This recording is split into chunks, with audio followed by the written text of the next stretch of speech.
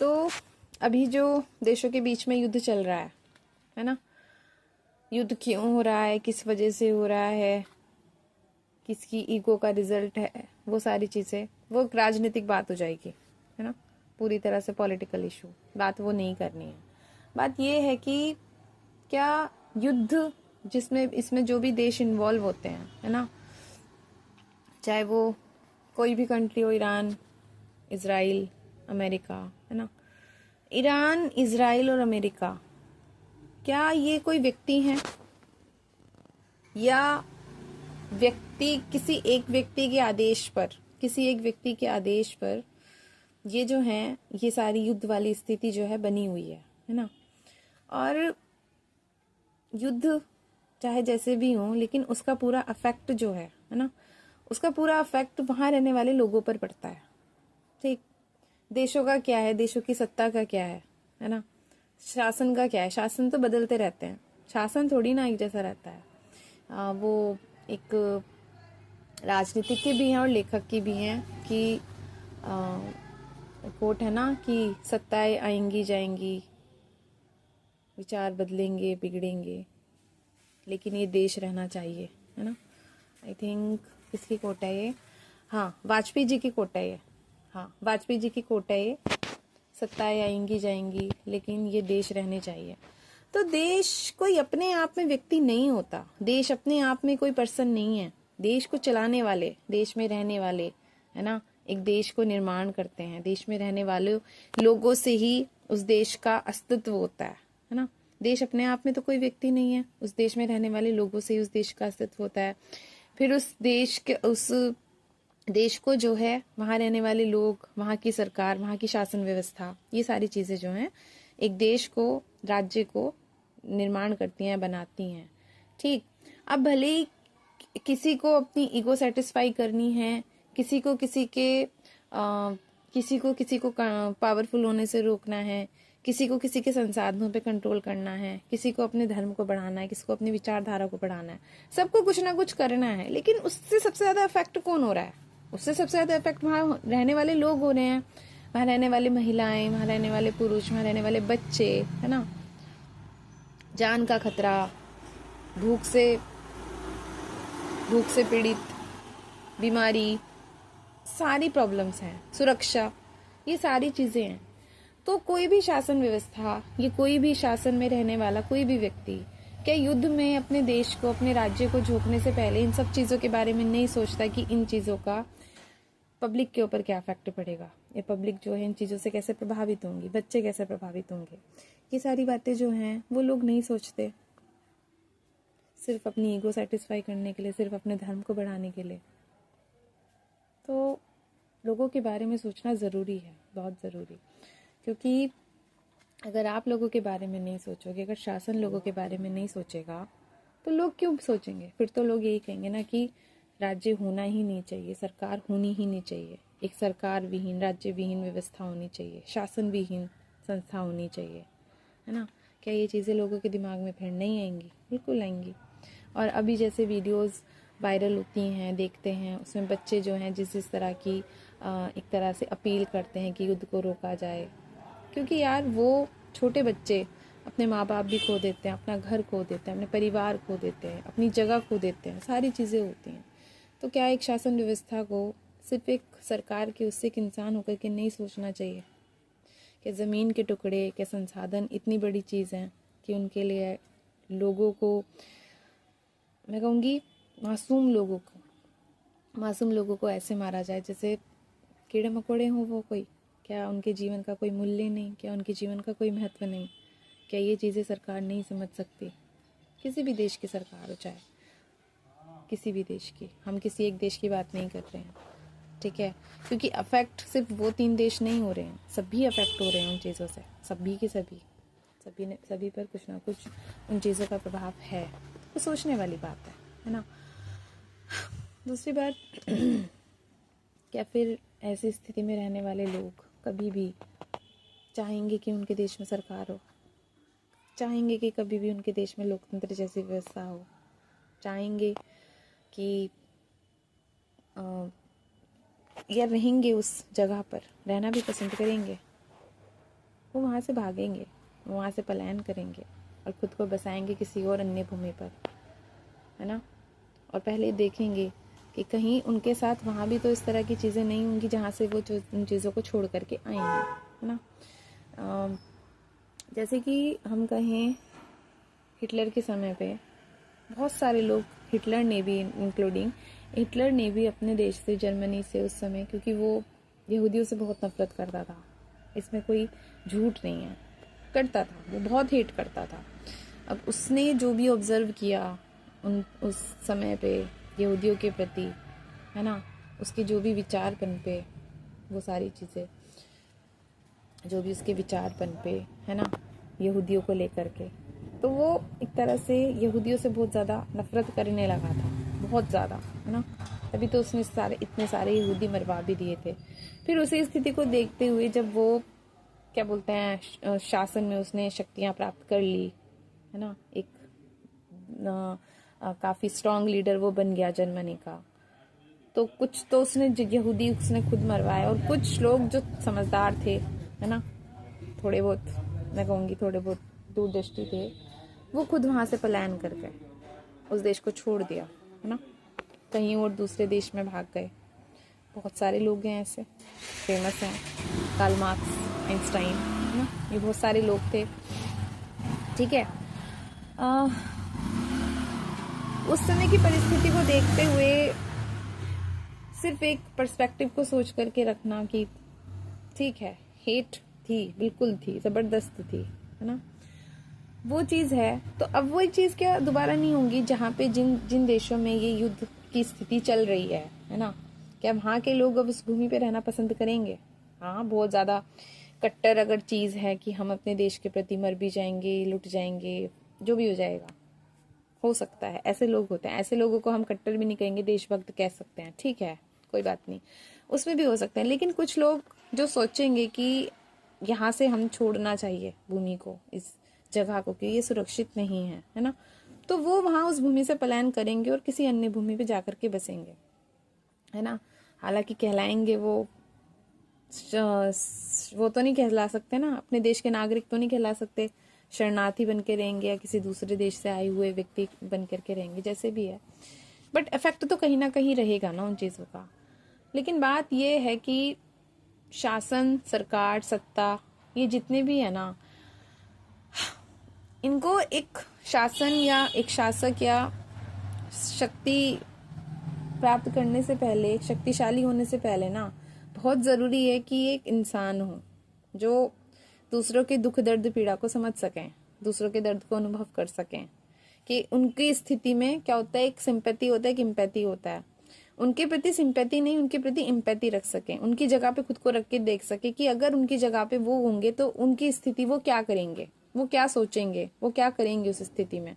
तो यहाँ पे जब इस तरह की सिचुएशन होती है ना, तो हमें सिंपैथी के बजाय ना इम्पैथी रखना बहुत ज़रूरी है ना। जब हम इम्पैथी को रख करके सोचेंगे ना, तो ज़्यादा चीज़ों को बेहतर तरीके से जो है समझ सकते हैं, है ना, क्योंकि जो उनके साथ हो रहा है, ज़रूरी है कि एक बार उनकी स्थिति में हम खुद को रख करके देखें, ज़रूरी है।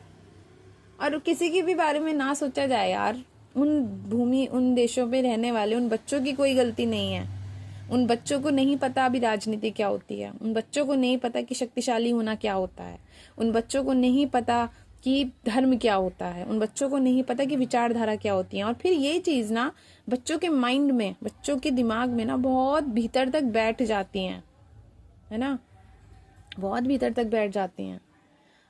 हिटलर चाहे जैसे भी बना हो, जैसे भी उसके विचार रहे हों, हम ये नहीं भूल सकते कि जो स्थिति, चाहे वो फर्स्ट वर्ल्ड वॉर की रही हो और बाद में जैसे जैसे चीज़ें पनपी हैं, तो हिटलर को तैयार करने में जो भूतपूर्व परिस्थिति थी ना, भूतपूर्व घटनाएं थी, उन्होंने बहुत बड़ी महत्वपूर्ण भूमिका निभाई हिटलर को वो बनने में जो वो बना, है ना। तो इन चीज़ों को समझना बहुत ज़्यादा ज़रूरी है, ठीक है, ये चीज़ें बहुत ज़्यादा समझनी ज़रूरी हैं। कोई भी, हम पढ़ते भी हैं, हम देखते भी, हम सुनते भी हैं कि कोई भी माँ के पेट से इतनी कट्टरता लेकर के पैदा नहीं होता है, चीज़ों को देखता है, ऑब्जर्व करता है, देखता है, सुनता है, तब जाकर के उसके माइंड में वो चीज़ें घर करने लगती हैं, भीतर तक बैठने लगती हैं। और बच्चों का मस्तिष्क तो ऐसा होता भी है कि अगर एक बार उनके बचपन में जहन में कोई बात बैठ जाए ना, तो वो नहीं निकलती है मुश्किल से, और फिर उसी से उसका व्यक्तित्व जो है तैयार होता है। एक कहानी है, मैंने पढ़ी थी, इवन मेरे पास है, शायद लिखी हुई भी है। कहानी कुछ मतलब है उसकी एक तरह की कि एक चित्रकार होता है, कहानी करती हूँ, बाद का होगा नहीं फिर। एक चित्रकार होता है, तो उसके मन में ख्याल आता है कि वो एक ऐसी पेंटिंग बनाए, मतलब एक वो ऐसी पेंटिंग बनाना चाहता है, एक किसी की भी कि जिसकी शक्ल से मासूमियत बहुत ज़्यादा, मतलब बहुत ज़्यादा मासूमियत है ना, बहुत ज़्यादा मासूमियत झलके उसकी शक्ल से। एक ऐसी पेंटिंग वो बनाना चाहता था, कुछ ऐसे था, है ना। तो वो एक उसको दिखता है एक बच्चा, है ना, और वो उस बच्चे की पेंटिंग जो है वो बनाता है, छोटे से बच्चे की पेंटिंग बनाता है। मतलब उसकी शक्ल से, उसकी आंखें, उसका चेहरा, ऐसी मासूमियत थी उस चेहरे पे कि वो उस पेंटिंग को, जब उसने उस व्यक्ति की, बच्चे की पेंटिंग को बनाया, तो उस पे मासूमियत बहुत ज्यादा टपक रही थी, बहुत ही ज्यादा। ठीक है, अब वो पेंटिंग वो बनाता है, तो शायद पता नहीं, वो मतलब उसको सब तारीफ करते हैं, वो उसको बेचता नहीं है, वो अपने पास ही रखता है उसको। ठीक है, उसको बेचता नहीं है वो चित्रकार। और फिर तो ऐसे ही चलता रहता है। फिर वो बच्चा जो होता है ना वही बच्चा जिसकी उसने पेंटिंग बनाई थी, वो बच्चा परिस्थितियों से लड़ता हुआ, कुछ भी करता हुआ, वो बच्चा जो है बड़े होके पता नहीं चोर वगैरह, डाकू वगैरह कुछ बन जाता है। और फिर जो है वो क्या बोलते हैं, जेल में रहता है ना। जेल में रह करके वो एक बहुत भयंकर सा डाकू सा, उसका हुलिया जो है ना बहुत, मतलब बहुत ही बुरी, बहुत ही उसकी हालत खराब और एकदम भयंकर किस्म का उसकी शक्ल, है ना। अब पता नहीं कुछ ऐसा होता है कि वो जब जेल वगैरह से बाहर निकलता है, तो वो उस शक्ल को देखता है। ठीक है, उस शक्ल को देखता है, और उस बच्चे को, मतलब उस वही जो बच्चा है जो जेल में रह करके आया है, वो कहीं होता है, तो चित्रकार भी मतलब पता नहीं कहाँ से आ जाता है, कुछ इसी तरह की कहानी है। तो चित्रकार के मन में एक ख्याल आता है कि वो एक ऐसी पेंटिंग बनाना चाहता है कि बहुत ही खतरनाक, कि ऐसी पेंटिंग, एक ऐसे व्यक्ति की शक्ल, एक ऐसे व्यक्ति की चित्रकारी बनाना चाहता है जो बहुत ही खूंखार लगे, भयंकर लगे, भयानक, जिसको देखते ही डर लग जाए, है ना। तो अब उस चित्रकार को ना वही खूंखार आदमी जो है वही दिख जाता है, और वो उसकी पेंटिंग बनाता है। ठीक है, तो अब वो बनाता है, और वो बड़ी भयंकर लगती है, बहुत ही भयंकर। तो अब उसको, जो जेल वाला व्यक्ति है ना, उसको याद होती है कि वो कहता है कि एक पेंटिंग मैंने ऐसे बनाई थी, वो बहुत मासूमियत थी, और ये वाली पेंटिंग बहुत खूंखार है। तो फिर वो जो होता है वो बताता है कि तुमने जो बच्चे की मासूम पेंटिंग बनाई थी ना, मासूम वाली, वो भी मैं ही था, है ना। और जो आज तुम पेंटिंग बना रहे हो, ये बच्चा मैं ही हूँ, खूंखार पेंटिंग। मतलब एक उस पे एक समय पे इतनी मासूमियत, इतनी ज्यादा भोलापन, है ना, और एक समय पर इतनी खूंखार। तो ये एक ही व्यक्ति को मासूम से खूंखार बनाने में, ये जो पूरा का पूरा योगदान कहेंगे हम परिस्थितियों का, परिस्थिति ऐसा कर सकती हैं, बिल्कुल कर सकती हैं, उसमें इतनी शक्ति है, समय में इतनी क्षमता है कि व्यक्ति को कुछ से कुछ बना सकती है। ठीक है, तो मैं वही कह रही हूँ कि कोई व्यक्ति अगर खतरनाक बन रहा है बहुत ज्यादा, चाहे अपने विचारों से, अपने कर्मों से, किसी भी तरीके से, तो सबसे पहले ना हमें उसके पास्ट को जानना पड़ेगा, हमें उसके अतीत को जानना पड़ेगा, है ना, कि उसके पास्ट में क्या चीजें थी, उसने क्या ऑब्जर्व की, सारी चीजें, सारी चीजें। और कोई व्यक्ति बहुत अच्छा है, महानता की तरफ बढ़ रहा है, तो भी हमें उसके पास्ट को जानना पड़ेगा, जरूरी है। सिर्फ आज को जान करके हम व्यक्ति का पूरा पर्सपेक्टिव नहीं निकाल सकते किसी के भी बारे में, अच्छा भी हो सकता है, बुरा भी हो सकता है, क्योंकि अगर अच्छे को जान, अगर ऐसा नहीं होता तो फिर कोई भी व्यक्ति, हमारे लिए क्यों किसी व्यक्ति का संघर्ष जरूरी होता, कि कोई व्यक्ति किन किन चीजों को पार करके किसी एक मुकाम तक पहुंचा है ना। दोनों ही बातों में हम पूरा एक तरह से उसका बैकग्राउंड हिस्ट्री तो चेक करते ही हैं, है ना। तो वो चीजें समझनी जरूरी है, व्यक्ति ने क्या किया, फिर वो कैसे, परिस्थिति कैसी थी उसकी, फिर वो कैसे उनसे लड़ा, उसने कैसे ये सारी चीजें क्रॉस की, फिर वो कभी किस आज जो जहाँ पे भी है, वो किस मुकाम पे है, वो वहां कैसे पहुंचा। संघर्ष की कहानी इसलिए तो जरूरी होती है ना। हमारे लिए रिजल्ट थोड़ी ना जरूरी होता है कि व्यक्ति जो पहुंच गया, हमारे लिए पूरा सफर भी तो जरूरी होता है, तभी तो हम उसे क्या बोलते, कहानी बना बना के आगे प्रमोट करते हैं उन चीजों को। ऐसे ही थोड़ी ना कोई भी व्यक्ति अपने नाम के पीछे अपनी पुरानी डिग्रियां वगैरह जितनी भी हैं वो जोड़ता है कि हमने ये किया था, हमने ये किया। अगर व्यक्ति के लिए सिर्फ उसका आज जरूरी है तो फिर वो अतीत को लेकर के अभी तक क्यों ढो रहा है?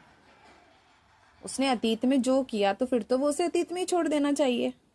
लेकिन वो अतीत की अगर अच्छी बातों को जो उसके लिए लाभदायक हो सकती हैं, लोगों को अपने पास खींचने की तरफ, लोगों को अपने पास बुलाने के लिए, तो उसका यूज कर रहा है ना। तो जो ये कहते हैं ना, लिव इन द मोमेंट, अभी में रहो, अगर ऐसा है तो फिर अतीत की जितनी भी चीजें हैं, जितनी भी, चाहे वो कुछ भी हो, उसे छोड़ना पड़ता है। ठीक है, तो दोनों बातों को समझना बहुत जरूरी है। अगर लिव इन द मोमेंट में रहना है तो अभी जो आप हो, सिर्फ अभी, अभी की बात करो, अभी जो आप हो, फिर तो उसमें पास्ट आना ही नहीं चाहिए। पास्ट में आपने क्या किया, आप कैसे थे, आप क्या कर रहे थे, फिर आपने क्या छोड़ा, ये सारी चीजें ये समझनी जरूरी है। लेकिन अगर हम अपने पास्ट की कहानियों को, अपने पास्ट के अचीवमेंट्स को, अपने पास्ट की सफलताओं को आज भी हम अपने वर्तमान में यूज कर रहे हैं, वर्तमान के काम के लिए, तो हमने अपना अतीत छोड़ा नहीं है, हम अपने अतीत को साथ लेकर के चल रहे हैं, क्योंकि वो हमारे आज के काम के लिए जरूरी है ना। तो ये बातें समझनी पड़ेंगी। सिर्फ आज से हमारा व्यक्तित्व तैयार नहीं होता है। हमारे आज के व्यक्तित्व को बनाने में हमारे अतीत ने, हमारे पास्ट ने, हमारे पास्ट के कर्मों ने अपनी पूरी महत्वपूर्ण भूमिका निभाई है, पूरी की पूरी। उसको भी सम्मान देना या उस बातों का जिक्र करना, क्योंकि हर अनुभव से हम लोग सीखते हैं, है ना। तो उनको सम्मान देना, उनको याद करना बहुत जरूरी है हमारे लिए। ठीक है, ऐसा नहीं होता तो बुद्ध जी जैसे भी थे, बुद्ध जी जो बने, लेकिन उस बनने से पहले हम उस कहानी को जरूर याद करते कि वो कैसे बने, है ना। एक ही कहानी है वो, लेकिन उस कहानी का जिक्र सबसे पहले होगा जब बुद्ध जी की बात होगी, और वो उनके अतीत की कहानी थी, क्योंकि उस अतीत की कहानी ने ही उनको सिद्धार्थ से गौतम बनने में अपनी महत्वपूर्ण भूमिका निभाई है, सिद्धार्थ से बुद्ध बनने में, है ना। तो ये चीजें समझनी जरूरी है।